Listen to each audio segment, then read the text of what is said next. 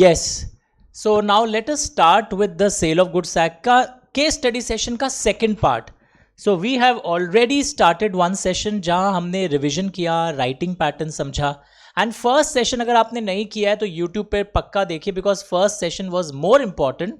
उसमें हमने पढ़ा कि बड़े बड़े क्वेश्चंस को कैसे रीड करना चाहिए, उसमें कैसे रिकॉल करना चाहिए, which part of the legal aspect will be reflected. तो ये रिविजन वीडियोस या ये केस स्टडी राइटिंग प्रैक्टिस का मतलब ये नहीं है कि बस आंसर सुन लो. How to read the question, that art is being taught to you during these classes. Okay, चलिए हम लोग अब जाते हैं क्वेश्चन नंबर 51. आ जाइए सब, क्वेश्चन 51. वैसे इश्यूज इन्वॉल्व मैं हर केस स्टडी में आपसे डिस्कस किया हूं. अगर आपने मेरे बाकी सेशंस भी देखे हो ज़रूर देखिएगा. इनिशियल वाले में हैंड होल्डिंग और ज़्यादा थी, जहां how to read the question that was being taught. तो अगर मैं पूछूं कंस्ट्रक्टिव डिलीवरी, उस पर बेस्ड है क्वेश्चन. देखो, लेट अस रीड. अवयुक्त नाम का बंदा, अवयुक्त कौन है? बायर. ऐसे थोड़ा थोड़ा नोट लिखते रहना चाहिए whenever you are reading a question paper. कई लोग से वो ऐसा अंडरलाइनिंग कर देते हैं, वो मत करिएगा, बिकॉज सारा ही अंडरलाइन कर दोगे तो हाउ विल यू आइडेंटिफाई क्या स्पेशल फीचर्स है. Avyukt purchase 100 kgs of wheat from Bhaskar. Bhaskar से उसने खरीदा है. भास्कर कौन है? सेलर. ऐसे नोट करते रहना चाहिए. Bhaskar says that wheat is in his warehouse in the custody of Kishore. यानी किशोर एक थर्ड पार्टी है, उसके कस्टडी में ये व्हीट पड़ा है. The warehouse keeper. Okay. Kishore also confirmed Avyuk that he can take the delivery of wheat from him. Until then, he is holding wheat on Avyuk's behalf. Okay, तुम्हारे behalf में मैं hold कर रहा हूं. देखो, before Avyuk picks the goods from the warehouse, the whole wheat in the warehouse is now basically flowed in flood. But Avyuk wants his price इस contention पर कि कोई delivery तो मुझे अभी तक हुई नहीं है. ये लाइन बहुत इंपॉर्टेंट था, बिकॉज जिस कंटेंशन पर हमारा झगड़ा चल रहा है, that has to be understood that no delivery has been done by the seller. Whether Avyukt is right with his views. तो कुछ बच्चे मेरे को बोलते हैं, सर ये तो बहुत सिंपल क्वेश्चन है, आप ही पढ़ाए थे फर्स्ट क्लास में कि सेल में ownership in the goods is immediately transferred from the seller to the buyer. तो जिसकी ओनरशिप उसका रिस्क, तो सर तो रिस्क तो बायर का ही होगा. वो क्या बात कर रहा है? देखो, यहां झगड़ा उस लाइन पर नहीं है. पहले ऑफ कोर्स वो भी आप कोट कर सकते हो, बट इसमें बात किस पॉइंट पर ये मतलब रोटेट हो रहा है? That is Avyukt wants his price on the contention that no delivery has been done by the seller. कि कोई डिलीवरी सेलर की नहीं हुई है, इस कंटेंशन पर वो लड़ रहा है. Are you understanding? तो यहां पर आपको इस लाइन पर लड़ना है, क्या डिलीवरी हुई है नहीं हुई है. तुम लोग डिलीवरी का एकदम रॉ गंदा मीनिंग क्या सोचते थे? सवाल इधर से जाएगा उधर देगा. That is physical delivery. Constructive delivery में without any actual physical movement constructive delivery हो जाती है. कैसे हो जाती है? कंस्ट्रक्टिव डिलीवरी में what happens that one third party is acknowledging that yes he is holding the goods on behalf of the buyer. मैंने कोल्ड स्टोरेज का एग्जाम्पल लिया था क्लास में. तो यहां कंस्ट्रक्टिव डिलीवरी हो चुकी है. And then more over the basic funda is still there. What basic funda is still there? कि जिसका ओनरशिप होता है वही रिस्क बियर करता है. तो ownership is already pass to the buyer. तो बेसिकली यहां पर आप कंस्ट्रक्टिव डिलीवरी समझा रहे हैं. Can you get my bag? I have to charge the Apple pencil. Okay, तो ये क्वेश्चन में according to sale of goods act there are 3 modes of delivery. अब कंस्ट्रक्टिव डिलीवरी का लैंग्वेज लर्न करोगे तो रनिंग नोट्स जब आप कर रहे हो, मैं मार्क पीडीएफ के स्टडी बुक को भी अपने वीडियोस में डलवा दूंगा. ये रिफ्लेक्ट जरूर होना चाहिए. Learn this language. Okay, so these are some extra questions of sale of goods act जो फर्स्ट सेशन में नहीं रिफ्लेक्ट हुए थे, एंड यू मस्ट डू. और ये माइंड में जो आपके आ रहा था हम डिलीवरी क्यों एक्सप्लेन करें, ये रीजन था that no delivery has been done by the seller. Okay, एक पेंसिल बॉक्स है एप्पल फोन का, पहले ड्रॉअर में पड़ा होगा, अगर हो तो ले आइए. नेक्स्ट देखिएगा, question 52 in the drawer. Question 52, start reading. मैं यही हूं, स्टार्ट रीडिंग.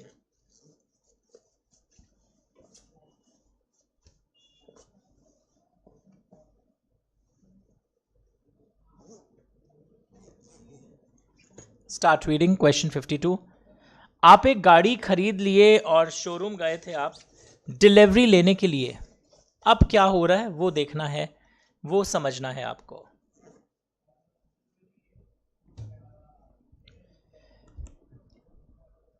सेल्स मैनेजर, ये कार है 007, शोड हिम 3 कार्स, ये रहा पार्किंग लेन में खड़ा है, जाइए आप ले लीजिए। उसने रेड वैगन आर खरीद लिया है। Yes, it will help me, एक बार लगा दीजिएगा, इसमें नहीं है, just a second, I will just,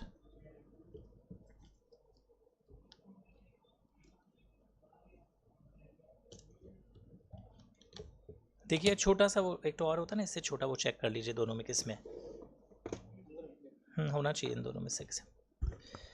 Now, Summer finalized the red Wagoner after completing the documenting formalities and receiving the price of the car. सारा प्राइस वाइस मिल गया? नहीं, another one, small one, rectangle. Drawer में check कर लीजिएगा वरना। The sales manager handed over the keys of car to Summer. ये लीजिए, चाबी लीजिए, डिलीवरी ले लीजिए वहां से, गाड़ी बाहर ही पड़ी है, आप डिलीवरी ले सकते हो। तो तुम भी है ना ये सब अंडरलाइन करोगे क्वेश्चन जब रीड करोगे। When Summer was coming to the parking area by picking the car, the electric pole fell on the car and the car was damaged. Summer claimed the repairing expenses of the car should be borne by car wala as car was not delivered to him. वापस झगड़ा किस ground पर हो रहा है? मुझे तो delivery नहीं हुई गाड़ी की, तो आप ही बेयर करिए। Yes, please see the charger, अंदर है कि white. So referring to the provision of the Sale of Goods Act, state who will be liable to get the car repaired. वापस आपको डिलीवरी समझाना होगा। ये जो लाइंस होती है ना, कार वॉज नॉट डिलीवर्ड, एक आंसर आप अलटप्पा में दे दोगे कि बायर की रिस्पॉन्सिबिलिटी होती है, but again you have to explain here symbolic delivery. Start doing it.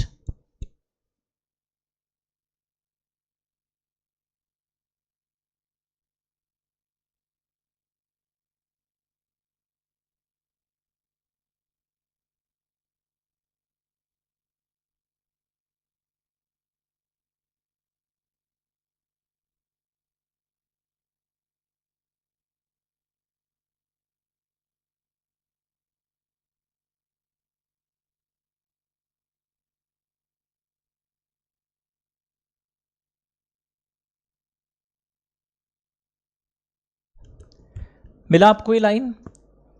तो सिंबॉलिक डिलीवरी का डेफिनेशन लर्न करना होगा। It's a delivery of a thing in token of a transfer of something else. Delivery is made by handing over documents of title to goods और the keys of a warehouse और any anything is handed by virtue of which it is said that you can get the delivery. चाबी मिल गई तो delivery आपके पास आई जाएगी। तो इसलिए it is the symbolic delivery and moreover he is the owner and the buyer bears all the risk in the sale. वो वाला aspect भी आप समझाओगे। तो सर ये तो हम लोग केस स्टडी पढ़ते हैं पर हर बार उसमें क्या लिखना है भूल जाते हैं क्योंकि हमारा कॉन्सेप्ट्स क्लियर नहीं है। तो मैंने पूरे सेल ऑफ गुड्स एक्ट का एक रिवीजन 1 आवर के अंदर पूरा sale of goods act revise किया है, तो वो जरूर देखना, फिर केस स्टडीज को सॉल्व करना, that will really help you. Sir कहाँ मिलेगा?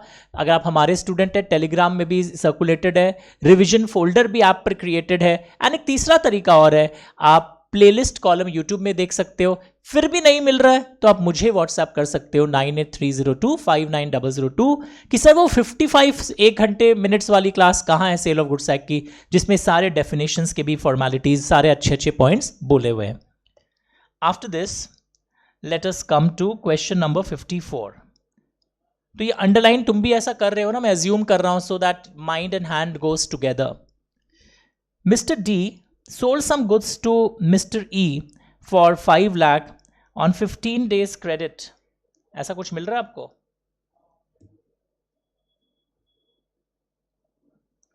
On 15 days credit, Mr. D delivered the goods. Okay. On due date, he refused to pay for it. So what are the rights of Mr. D? Goods की अगर delivery हो गई है, अब unpaid seller है D, तो unpaid seller का मतलब समझाओगे, when the price, any part of the price is not paid, you are treated as an unpaid seller. तो अनपेड सेलर की क्या राइट्स होती है? What are the rights of unpaid seller? एक बच्चा बोलने लग गया right of lien, right of stoppage in transit, पर ये तो यहाँ हो नहीं सकता है, बिकॉज आप देखो डिलीवर्ड द गुड्स, तो डिलीवर्ड द गुड्स को अंडरलाइन कर लेना आप, ये जो वर्ड था ना डिलीवर्ड द गुड्स, तो गुड्स की जब डिलीवरी हो ही गई है उसको आप अंडरलाइन कर लीजिए बढ़िया से। तो आप ये सब तो कर नहीं सकते हो, अब आपके जो भी राइट्स हैं वो आप क्या कर सकते हो, you can do it against the buyer. तो इस क्वेश्चन में प्लीज लिखना rights against the buyer decide हुआ है, यहां पर rights against the buyer discuss करना पड़ेगा। Please do write. एक मिनट मैं चेक करता हूं, और एक जस्ट अ मिनट, एक मार्क्ड बुक होगी, मैं एक उसको यूज कर लेता हूं।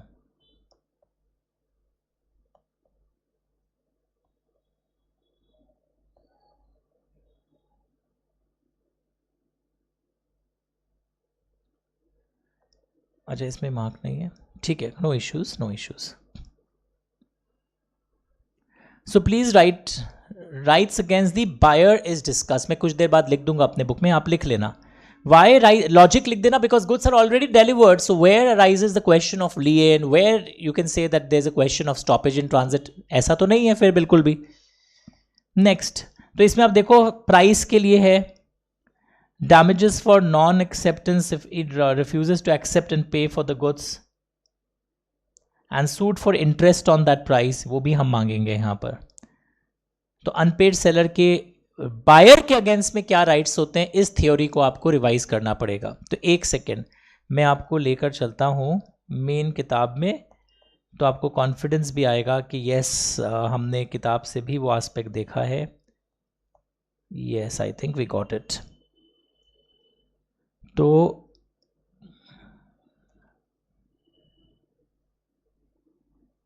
यहां पर आप देखोगे rights of unpaid seller against the buyer, एक बार रिवाइज कर ही लेते हैं। Look here everyone, unpaid seller के क्या राइट्स होते हैं against the buyer? Suit for price, interest on that price from the date of delivering the goods up to the date on which you have actually paid the price, वहां तक। suit for damages for non acceptance of the goods, हमारे case में non ये वाला point तो आएगा नहीं। ये कब होता है कि एक सेलर डिलीवरी देना चाह रहा है, can I have water please, एक सेलर डिलीवरी देना चाह रहा है, बायर एक्सेप्ट ही नहीं कर रहा है डिलीवरी को, ओके यस ओ ठीक है, तब ये damages for non acceptance of goods आता है। एंड पॉइंट 4 कब आता है? Before the due date of payment of price, buyer अगर बोल दे कि हम पे नहीं कर पाएंगे, तो seller may exercise the following, wait till the due date, anticipated breach का जो ट्रीटमेंट होता था, और immediately sue for damages without waiting for due date. ये वाला कब होता है? Suit for damages for non acceptance of goods, अगर अनपेड सेलर डिलीवरी देना चाह रहा हो एंड बायर मना कर दे डिलीवरी लेने से। हमारे केस में तो ये भी नहीं लगेगा बिकॉज गुड्स तो ऑलरेडी डिलीवर्ड हो गए पर ये आपको समझना पड़ेगा, कई लोग बिना समझे फिर अनपेड सेलर का lien and stoppage in transit समझा देते हैं। वो तो कब होता है? जब goods are in your possession और the goods are in transit and the buyer has become insolvent, अगर आपको पॉइंट्स याद हो। So this is a case against the buyer personally, ठीक है, याद आ गया, वेरी गुड। अब हम लोग एक नेक्स्ट क्वेश्चन में जाते हैं, इसी से रिलेटेड है। Let us check that. Mr. G sold some goods, question number 55 or whichever question it is. Mr. G sold some goods to Mr. H for certain price, but the payment in respect of the same was not received on that day. The goods were packed and lying in the godown of Mr. G. Goods were inspected by H's agent and were found to be in order. Later on, the dues of the goods were settled in cash.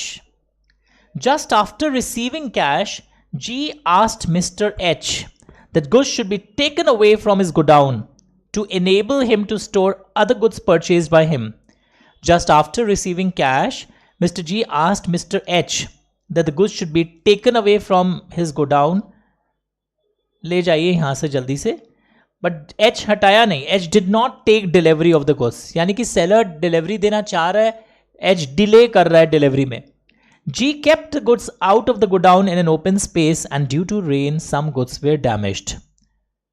तो इस question में ये है कि who will be held responsible. आप बोलोगे seller open में क्यों रख दिया, देखो सुन के क्या लग रहा है, सेलर तो बोला ना बायर को कि आप ले जाइए गुड्स को यहाँ से, अब हम इसको नहीं रखेंगे, हम कितने दिन इस गुड्स का ध्यान रखें, आप ले ही जाइए। And what will be your answer if the dues were not settled in cash and are still pending? एक है कि पेमेंट हो गया था, और एक है कि अगर ये आप अनपेड सेलर होते तो आपका आंसर क्या होता। तो आप डैमेजेस ऑफ कोर्स बोलते, फॉर नॉन एक्सेप्टेंस आप मांग सकते थे, जैसा भी हमने थोड़ी देर पहले भी देखा था। तो देखो यहां पर सबसे पहले देखो, when the seller is ready and willing to deliver and request the buyer to take the delivery and the buyer does not within a reasonable time after such request take delivery of the goods, then buyer is liable to the seller दो चीजों के लिए। Number 1, loss occasioned by his refusal to take delivery, ये खुद का सामान नहीं रख पाया, खुद के सामान को दूसरी जगह रखना पड़ा, plus reasonable charge for the care and custody of the buyer's goods. दो चार्जेस सेलर बायर से मांगेगा, प्लीज तुम अपने बुक में मार्क करो, for the loss occasion by his neglect number 1, and number 2 reasonable charge for the care and custody of the buyer's goods. Now risk of loss normally हम जानते हैं it is always following on the buyer, ये भी हम जानते थे, goods remains at seller's risk unless the property is transferred, but ownership तो already buyer की होती है, तो रिस्क भी बायर की होगी, वेदर डिलीवरी वाज मेड और नॉट, ये पॉइंट भी आप डाल दोगे। And in our case G has already informed, intimated मतलब इन्फॉर्म्ड एच कि हटा दीजिए वरना ऐसा ऐसा होगा। तो the price would not have settled in cash and some amount was pending, he will be treated as an unpaid seller and can enforce his rights against the goods as well as against the buyer personally. Price नहीं pay किया तो फिर मैं अपना price मांगूंगा, interest मांगूंगा, damages for non acceptance मांगूंगा। पढ़ के देखिए,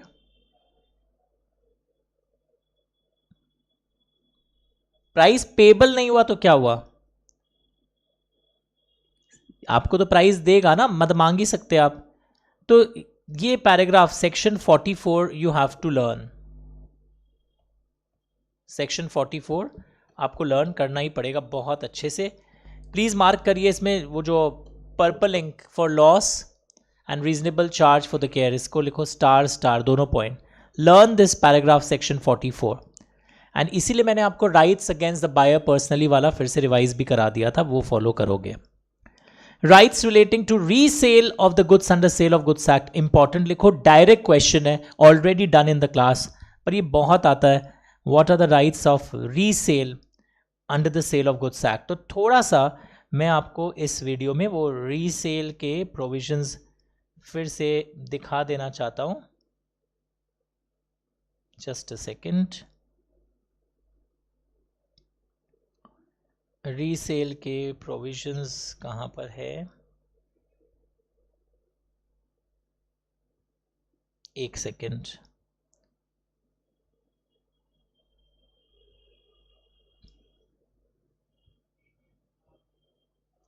रीसेल आप कब कर सकते हो, देखो लिखा हुआ है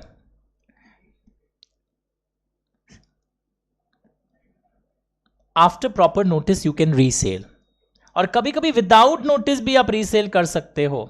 विदाउट नोटिस कब रीसेल करोगे, अगर आपने पहले से बता दिया था कि ऐसा ऐसा होगा तो मैं रीसेल कर दूंगा, ये सब याद आ रहा है लाइन, पहले से आपने एक्सप्रेसली रिजर्व कर दिया था, या पेरिशेबल गुड्स हो तो unpaid seller can resell if the seller has exercised the right of lien or stoppage in transit or has given notice of his intention to resale, notice देके आप बेच सकते हो, and buyer fails to pay within that reasonable time, and loss and profit का क्या treatment होता है ये भी हमारा किया हुआ था।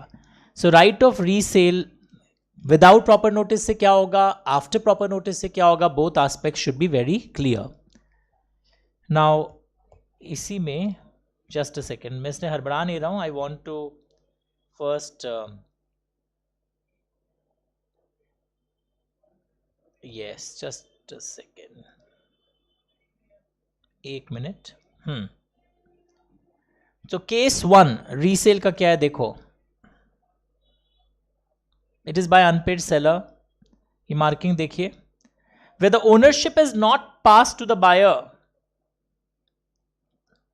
तब क्या होता है, अनपेड सेलर के पास right of withholding the delivery होता है, एंड लियन वीएन बाकी सारे राइट्स वो भी होंगे.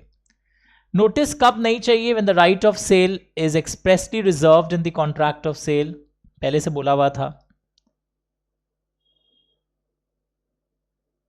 या गुड्स पेरिशेबल हो तो भी आपको नोटिस दरकार नहीं पड़ेगी. लैंग्वेज समझ में आ रहा है आपको?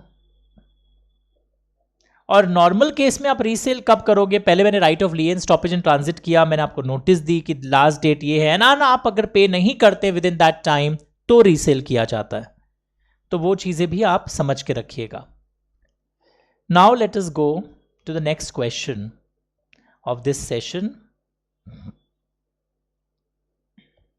ये सिंपल था, या this is a good question I think.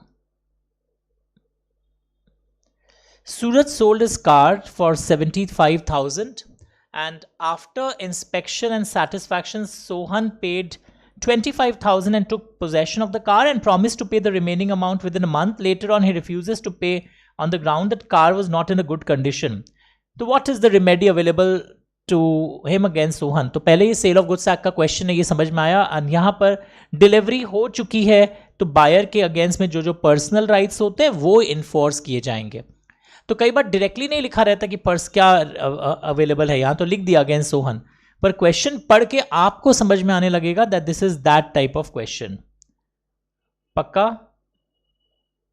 Now another 58.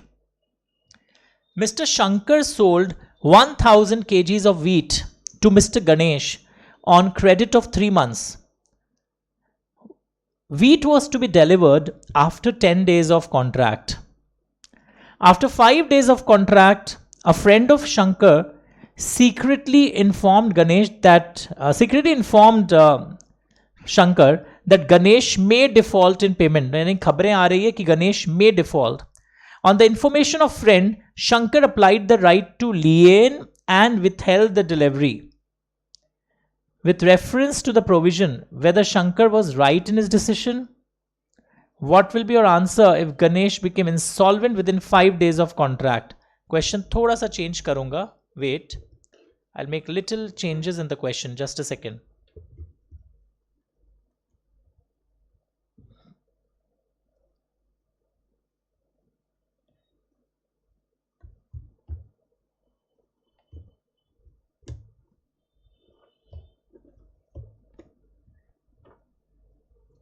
We'll wait. आ जाएगा स्क्रीन? यस, आ गया. Okay. On the information of his friend he want to apply the right of lien and right of, एक minute, question में changes आना होगा. Wheat was dispatched लिखो. Wheat was dispatched by a courier, by a truck. तो क्या वो right of stoppage in transit कर सकता है, ये मेरा क्वेश्चन है. क्या वो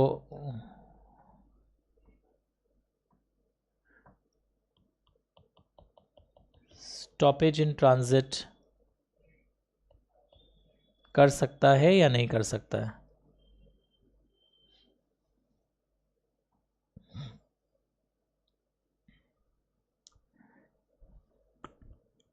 नाउ टेल मी,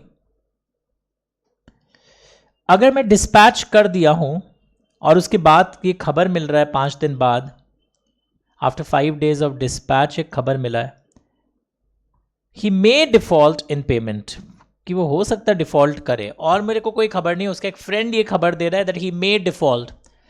तो रास्ते में है, इन ट्रांजिट तो दिख रहा है, बट आपको मैंने बताया था कि buyer has to become insolvent, और इंसॉल्वेंट या तो आपको लगता है कोर्ट का ऑर्डर आए. मैंने बोला था यहां इंसॉल्वेंसी का मतलब है कि वो मार्केट में अपने डेट्स को पे नहीं कर रहा है, ये खबरें आई है कि ही इज डिफॉल्टिंग. यहां ऐसा तो लाइन लिखा नहीं है, ही मे डिफॉल्ट बस लिखा है. आप मेरी बात समझ रहे हो? तो यहां पे लियन तो आप समझा ही सकते हो। अगर मैं लियन का क्वेश्चन भी यहाँ क्लब कर दूंगा, मेरा यहाँ पे क्वेश्चन को ऑल्टर करने का उद्देश्य ये है दैट अगर सिर्फ बाजार से ये खबर है कि ही मे बिकम इंसॉल्वेंट, इस ग्राउंड पर हम स्टॉपेज इन ट्रांजिट एक्सरसाइज नहीं कर सकते। एक्चुअली में होगा तो करेंगे, ठीक है। बट यही क्वेश्चन का एक विंग भी है जो एग्जाम में आया था, कि बोला जा रहा है यहां पर, क्वेश्चन ध्यान से देखो, हम 3 महीने के क्रेडिट पर दिए, 5 दिन बाद एक खबर आ रहा है, ओके। अगर इसी क्वेश्चन को मैं फिर से लियन में कन्वर्ट कर दूं, 5 दिन बाद खबर आ रहा है कि वो डिफॉल्ट कर सकता है, तो मैं क्या राइट ऑफ लियन एक्सरसाइज कर सकता हूं? तो तुमको पहले राइट ऑफ लियन याद करना पड़ेगा, कब आदमी एक्सरसाइज करता है। क्रेडिट पीरियड अगर ओवर हो जाए एंड वो पेमेंट नहीं दिया हो, तब मैं अनपेड सेलर हूं, अंडरस्टूड। एंड लियन के लिए इंसॉल्वेंट होना जरूरी नहीं है, इंसॉल्वेंट हो या ना हो मैं कर सकता हूं, अगर गुड्स मेरे पोजेशन में है, क्रेडिट पीरियड ओवर हो जाए और वो पेमेंट ना करे। अभी तो क्रेडिट पीरियड ओवर ही नहीं हुआ, 3 महीने का क्रेडिट है, 5 दिन की सिर्फ खबर के आधार पर मैं अनपेड सेलर कैसे बन गया? Are you understanding? Price is not paid and मतलब लियन कैसे एक्सरसाइज कर लूंगा? लियन कैन बी एक्सरसाइज जब क्रेडिट पीरियड अगर ओवर ना हो, क्रेडिट पीरियड अगर एक्सपायर हो गया हो, सॉरी क्रेडिट पीरियड अगर एक्सपायर हो गया हो तो, या बायर इंसॉल्वेंट हो जाए तो। 3 पॉइंट्स है, अंडरस्टूड। या तो कैश सेल की बात थी, मेरी तो क्रेडिट की बात ही नहीं थी, तो मैं अभी माल नहीं दूंगा, आप कैश दीजिए पहले। या क्रेडिट एक्सपायर हो गया और आप पेमेंट नहीं दे रहे, मैं माल को रोक लूंगा। या बायर इंसॉल्वेंट हो गया, इंसॉल्वेंसी यहां पर भी वन ऑफ द पॉइंट्स है, नॉट द मैंडेटरी कंडीशन। तो यहां पर he applied the right of lien, question right ही था, मतलब क्वेश्चन में दोनों पार्ट था, वो राइट था और ये एंगल मैंने स्टॉपेज इन ट्रांजिट वाला भी दिखाया था आपको। On the basis of the above facts, even Ganesh was an unpaid seller until the credit has expired. Shankar had to perform his promise of supplying 1000 kgs of wheat. Why? Lien cannot be exercised यहाँ पर, मैं माल को रोक नहीं सकता। क्यों नहीं रोक सकता? Because lien exercise करने के लिए इन तीनों में से क्या हुआ है, आप सोच के बताइए। What has happened out of these 3? Anything?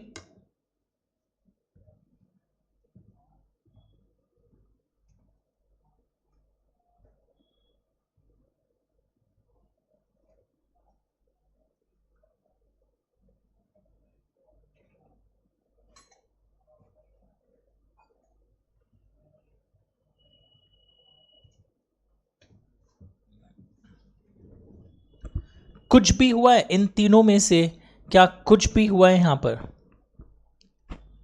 Buyer becomes insolvent, goods have been sold on credit, credit has expired, but the term of credit has expired, expired तो नहीं हुआ। Cash, buyer becomes insolvent, so यहां पर अभी तक credit expire ही नहीं हुआ और बायर इंसॉल्वेंट हुआ, हम ये नहीं बोल सकते जस्ट कि वो ही मे डिफॉल्ट के आधार पर। ये जो लाइन है ना, he may default, this line does not prove insolvency. Sir तो आप कैसे फिर लियन एक्सरसाइज करेंगे? मैं नहीं कर पाऊंगा। क्रेडिट पे अनपेड सेलर होते ही लियन एक्सरसाइज नहीं होता है, क्रेडिट पीरियड ओवर हो जाए तो लियन एक्सरसाइज होता है, या क्रेडिट पीरियड ओवर नहीं हुआ उसके पहले आप इंसॉल्वेंट हो गए तो मैं माल को रोक सकता हूं। So it's a very good question, मतलब basic applicable application based question. और एक एंगल मैंने आपको स्टॉपेज इन ट्रांजिट वाला भी दिखाया, सिर्फ इन ट्रांजिट होते ही माल नहीं रुकता है, इंसॉल्वेंसी वहां मैंडेटरी कंडीशन है, लियन में मैंडेटरी कंडीशन इंसॉल्वेंसी नहीं है। नेक्स्ट इसी तरह हम लोग और क्वेश्चंस भी कर रहे थे।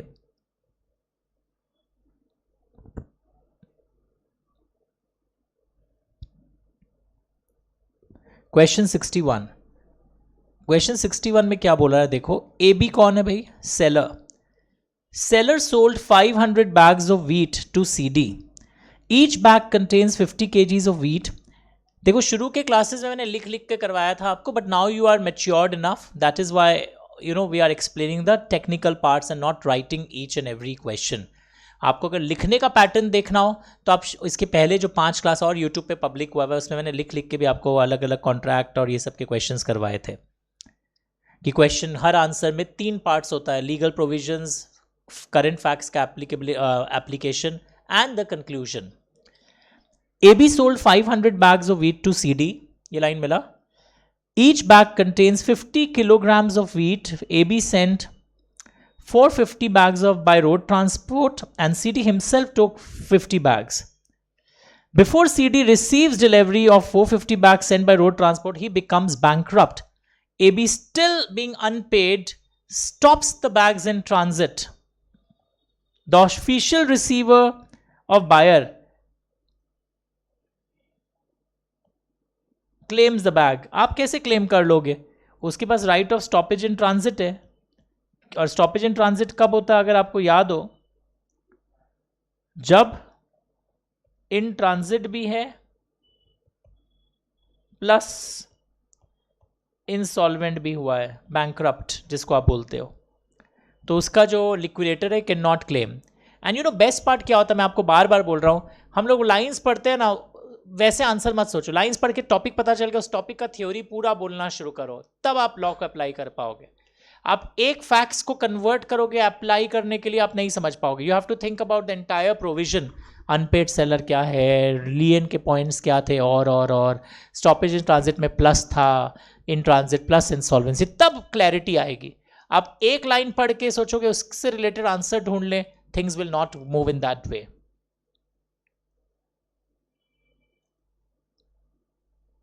वैसे ये वाला क्वेश्चन भी मैंने आपको बताया था, बोला था करना है, वापस मार्क कर लो, ड्रॉ कर लेना, फिर आप जब पढ़ोगे तब समझ जाओगे. Ansari of Jaipur sold 100 TV sets to Baburam of Delhi. He delivered the TV sets to a transporter Chetan for transporting to Baburam. Baburam further sold it to Shyamlal. Oh.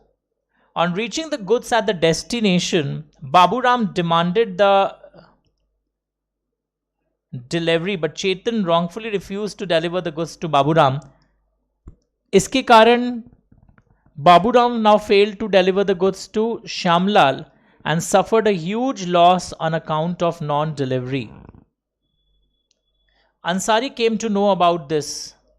He directed Chetan to stop the delivery to Baburam and re-deliver the goods to him at Jaipur. Oh my God. Answer the following questions. Whether Ansari has a right to stop the goods in transit, and whether Baburam can claim the loss suffered due to non-delivery from Ansari. देखो वापस question को आप पहले लिख लो, ये homework रहेगा, सितंबर 24 में most probably आया हुआ है. अंसारी ने टीवी सेट्स किसको बेचा? बाबूराम को. ही डिलीवर्ड टीवी सेट्स, मतलब Chetan is the transporter. Baburam sold this to Shyamlal. On reaching the goods Baburam बोला डिलीवरी दे दीजिए, मुझे श्यामलाल को हैंड ओवर करना है, पर चेतन मना कर दिया. चेतन ने wrongfully refused to deliver the goods to Baburam. So basically what happened, when the carrier wrongfully refuses to deliver, transit comes to an end, deemed end to the transit, stoppage in transit khatam. Now that is why he failed to deliver TV sets to Shyamlal and suffered a huge loss on account of non-delivery. पढ़ के देखिए.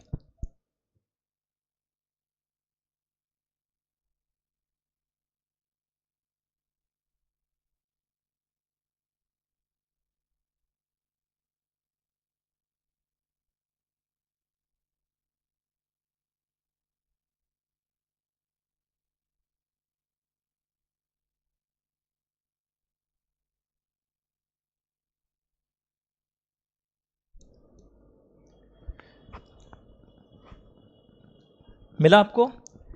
He failed to deliver the TV sets to Shyamlal and suffered a huge loss on account of non-delivery. Ansari came to know about this. He directed Chetan to stop the delivery and re-deliver the goods to him at Jaipur. कि ये सब आप क्या कर रहे हो, मुझे वापस दो. क्या अंसारी अब गुड्स इन ट्रांजिट रोक पाएगा? मुझे तो नहीं लगता है रोक पाएगा, बिकॉज इन ट्रांजिट की कंडीशंस आपको पता है, जब वो बायर इनसॉल्वेंट हो. वैसा तो यहाँ कुछ हुआ ही नहीं है, तो बस वो इन ट्रांजिट में होने से आप नहीं रोक सकते. मोर ओवर ट्रांजिट खत्म हो ही गया because wrongfully refuse to deliver the goods वाला केस आपको दिख गया. Whether Baburam can claim loss suffered due to non delivery from Ansari, yes, because वो ट्रांसपोर्टर जो है वो उसी का एजेंट है, तो you can claim it from Ansari. तो इसका मैं आंसर आपको सर्कुलेट कर दूंगा, प्रॉपर कैसे लिखना है आप चेक कर लेना। नाउ क्वेश्चन 63, देखिए right of lien and right of stoppage in transit अब आपको पता चल गया। राइट ऑफ लिएन आज हमने फिर से रिवाइज कर लिया कि अनपेड सेलर के राइट ऑफ लिएन के एक्सरसाइज के लिए तीनों में से कोई एक कंडीशन हो जाए, या तो क्रेडिट पीरियड ओवर हो जाए, सर हमारा तो ओवर ही नहीं हुआ, या बायर इंसॉल्वेंट हो जाए तो भी मैं रोक सकता हूं, डिलीवरी नहीं दूंगा आपको, या कैश सेल की बात थी, क्रेडिट की तो बात ही नहीं थी, आप पेमेंट दीजिए वरना मैं डिलीवरी नहीं दूंगा। स्टॉपेज इन ट्रांजिट के लिए दो ही कंडीशन है, that is in transit. In transit कभी कभी वर्ड जो होता है वो कभी कभी transit is deemed to come to an end, वो अलग अलग केसेस थे, हमने मैट में पढ़ा था। And the buyer becomes insolvent, सिर्फ खबरों के आधार पे इंसॉल्वेंसी डिसाइड नहीं होगी, एक्चुअली में वो इंसॉल्वेंट हुआ हो या unable to pay its debts और to its creditors in the usual course. Now right of lien and stoppage in transit is not affected by any further sale. Further sale अगर हो जाए तो भी मैं राइट ऑफ लिएन या stoppage in transit मतलब exercise कर सकता हूं, पर उसका एक्सेप्शन था, अगर पहले सेलर ने खुद ही कंसेंट किया होगा फर्दर सेल में तो आप बाद में right of lien stoppage in transit exercise नहीं कर सकते, या पहले सेलर ने बायर को document of title to goods भेजा होगा एंड वो document of title to goods buyer ने नेक्स्ट बायर को उसके आधार पर सेल किया है, तो उस केस में right of lien and stoppage in transit exercise नहीं हो सकते। तो इस क्वेश्चन में जैसा आप पढ़ रहे होंगे, कुछ delivery order which is a document of title to goods, उसके आधार पर फर्दर सेल हुआ था। देखो जे है, के है, ओके, और वो चेक डिसऑनर हो गया तो अनपेड हो गया। Now J handed over a delivery order to K and K sold it to R on the basis of delivery order के बेसिस पर फर्दर सेल, और जे कौन है बेचारा, unpaid seller because cheque dishonour हो गया। जो बातें मैंने बोली थी वही यहां पर लिखी हुई भी दिख रही होगी आपको, चेक कर लीजिए।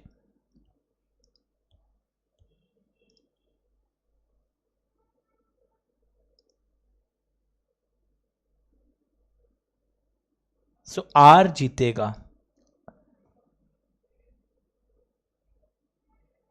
अंडरस्टूड? तो ये छोटे छोटे इश्यूज हैं, आपको समझना होगा प्रोविजन याद करके कि स्टॉपेज इन ट्रांजिट देखते ही जंप मत करिए कि अरे इन ट्रांजिट है, रोक दो रोक दो रोक दो। Insolvency is the criteria. Lien हम रोक सकते हैं माल को, हाँ हमारे पास हम रोक देंगे, पहले देखो उन तीनों में से कौन सा कंडीशन ट्रिगर हुआ है। Did you copy this everyone? Video pause करके कॉपी कर लीजिए, मैं आगे बढ़ूंगा। लिखने वाला काम अभी मैं नहीं करा रहा हूं, मैंने आपको पहले 5-5 क्लास में लिख लिख कर करवाया है। Now you are matured. Sir कहाँ है, मुझे तो राइटिंग प्रैक्टिस ही देखनी थी। Please watch those initial contract actor के क्लासेस सारे। Question 65 again it's a very good question, ये करेंगे। 66 होमवर्क है, 67 होमवर्क है, 68 इज ऑल्सो ईजी। पहले बस एक ही ये बचा। Now before this we'll first go to auction sales. Auction sales का पहले हम थ्योरी पढ़ लेते हैं थोड़ा, then we'll come back to this question. We'll first do auction sale का थ्योरी। आइए, इसलिए मैं बार बार बोल रहा हूं फर्स्ट वॉच दैट क्लास जिसमें रिवीजन है। बायर्स राइट्स अगेंस्ट सेलर भी आप पढ़ के जाइएगा, कई बार ये पूछ लेता है कि सेलर के अगेंस्ट में बायर क्या क्या कर सकता है। तो ये अनकॉमन नेग्लेक्टेड जोन है, लोग छोड़ देते हैं, you should not. Now auction sale में पब्लिक बिडिंग इनवाइट की जाती है, लॉ ऑफ एजेंसी के अनुसार गवर्न होता है, it's a public sale and each lot, अगर आप बहुत सारा लॉट बेच रहे हो प्रोडक्ट्स का, each lot is a separate contract of sale unless specified otherwise. पढ़ के देखिए, हर लॉट एक सेपरेट कॉन्ट्रैक्ट ऑफ सेल है अनलेस स्पेसिफाइड अदरवाइज। ये लाइन भी आपको याद करना होगा। Highest bid is usually accepted, तो लिखा हुआ है bidder can offer highest bid before the auctioneer shouts, offer can be withdrawn any time before acceptance, and if the bidder withdraws offer before acceptance security deposit can not be forfeited. आप उसका security deposit भी नहीं रख सकते। Seller जो होता है वो after disclosing the facts before the auction starts, seller एक अपना बिडर भी रख सकता है बताकर. Before the auction starts seller has the right to bid after disclosing the facts before the auction starts.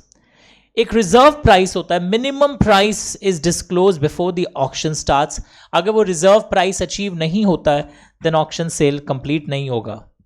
और अगर सेलर छुप छुप कर कोई बिडिंग करवाता है बिना डिस्क्लोज किए, it is voidable at the option of the buyer. और कई बार बिडर्स लोग भी अंडरस्टैंडिंग कर लेते हैं कि आपस में हम लोग लड़ेंगे नहीं, सब ये रेट देंगे, वो भी अनलॉफुल है. नॉकआउट एग्रीमेंट्स बोला जाता है कि बिना कंपटीशन के आपस में सेटलमेंट हो रहा है. Read these lines please. One bidder by seller is allowed after disclosing the facts before the auction starts. Language ध्यान से देखो. Reserve price is the minimum price.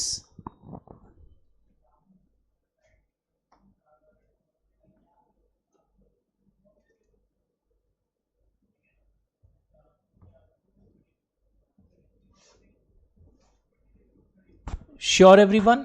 तो अब हम ये बड़ा वाला क्वेश्चन देखते हैं जिसको मैंने कुछ अंडरलाइन भी कर दिया आपके लिए ताकि रीडिंग में थोड़ा इजी रहेगा.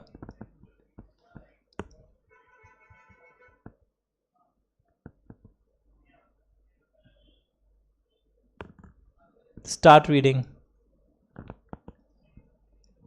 मई 25 या सितंबर 25 में किसी एक साल आया था. Read this question. PTC hotels in Mumbai, each lot यानी कि each lot is a separate contract of sale. Start reading the question.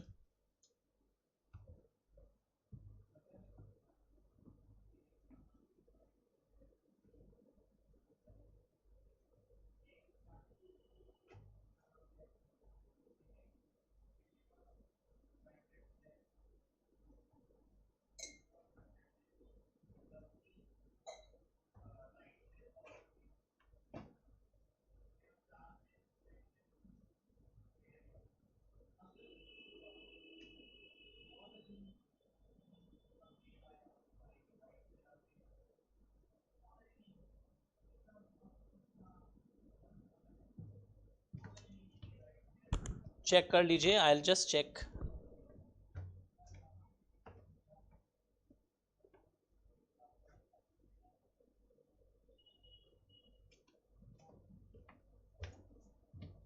नहीं, बीच में एक स्टॉप किया था, बाद में ऐड कर दीजिएगा. Now PTC hotels in Mumbai decided to sell their furniture at auction sale. और इन्होंने आरएनएन एसोसिएट्स को ऑक्शनियर अपॉइंट किया. आप अलग अलग अंडरलाइन कर रहे हो. They invited top renowned architects in Bombay for bidding. A right to bid was not notified by them कि हम अपने आदमी से bidding करवाएंगे, वो इन्होंने बताया नहीं. Allowed होता है ना, before the auction starts you can disclose. Furniture was put up in lots for sale. It was decided for every lot of furniture there will be a reserve price, यानी कि एक minimum price रहेगा, वो भी बताया गया था. Point देख रहे हो, एक एक चीज जो हमने थ्योरी में पढ़ा था वो रिफ्लेक्ट हो रहा है, जरूर इससे रिलेटेड कुछ होगा. On 25th February, auction sale started at 10 a.m. For a special lot of furniture, 3 parties came for bidding, Mr. Neil, Mr. Raj and Mr. Dev. Bidding was as follows. तो ये देखकर आपको लगेगा क्या 6.10 को हाईएस्ट दीजिए. The sale was completed in favor of Mr. Neil by fall of the hammer. Dev's bid was rejected on the ground that the right to bid was reserved and company of Dev was not invited to bid. ये language actually wrong है. ये जो language है, this language is wrong. बस आपको invitation नहीं दिया गया था, वो लिख सकते थे. इस आधार पे हम रिजेक्ट कर सकते हैं. Of course right to bid was reserved, कि यहां पर कौन बिडिंग करेगा वो भी हमने पहले से बताया था, इसलिए हम रिजेक्ट कर रहे हैं. Another bid of Italian furniture, वहां मिस्टर धीर ने 15 लाख दिए. And mister Madhu on behalf of RNN associates. RN associates कौन है? ऑक्शनियर. उन्होंने 15.2 लाख दिए. Sale was completed in favour of mister Madhu. Dev and Madhu argued that auction sale was not lawful.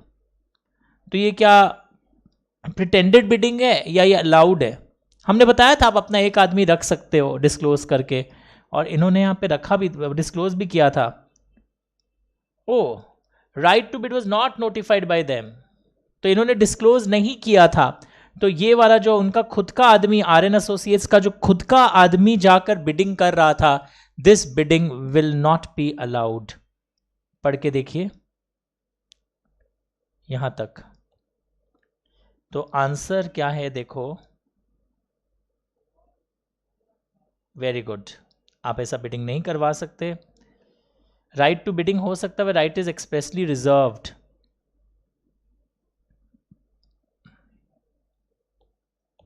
Simple है, बस size बड़ा कर दिया था। एक तो इसमें each lot is a separate contract of sale, वो लाइन जो मैंने थ्योरी का इसीलिए पढ़ाया था। तो जब भी आप भी केस स्टडी करो ना, मेक अ हैबिट, सीधा आंसर मत पढ़िए। आंसर पढ़ लीजिए पर आंसर के साथ साथ उसका रेलिवेंट थ्योरी भी पढ़िए, उससे आप क्या ज़्यादा प्रॉपरली लॉ को याद करना और अप्लाई करना सीख पाते हो। ये सब लैंग्वेजेस चाहिए। Start observing everyone. So this was a good question on auction cell.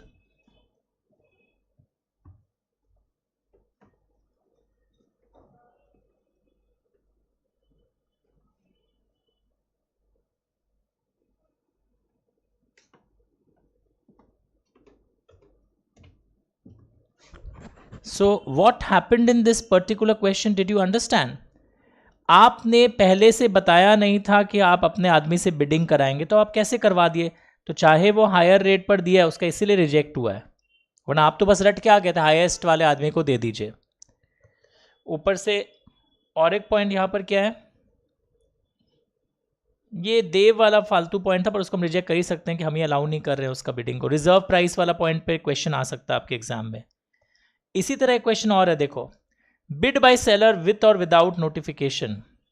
It has to be with notification. Can bidder retract from bid? You can withdraw your bid before acceptance. Pretended bidding से voidable at the option of the buyer होता है। Retract मतलब withdrawal of bid.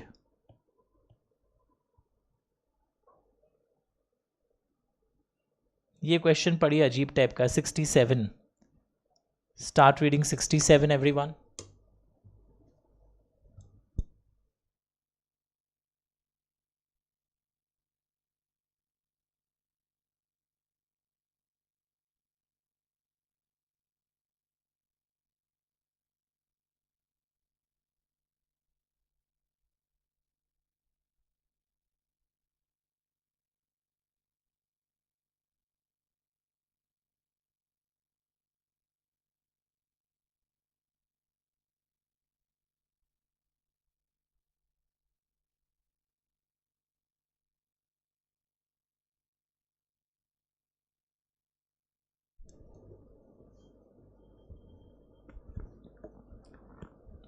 Done.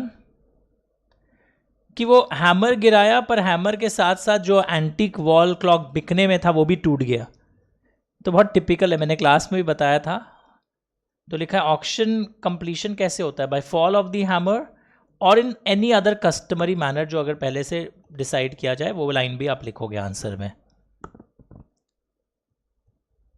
Buyer की liability नहीं होगी यहाँ पर, bidder की लाइबिलिटी नहीं है।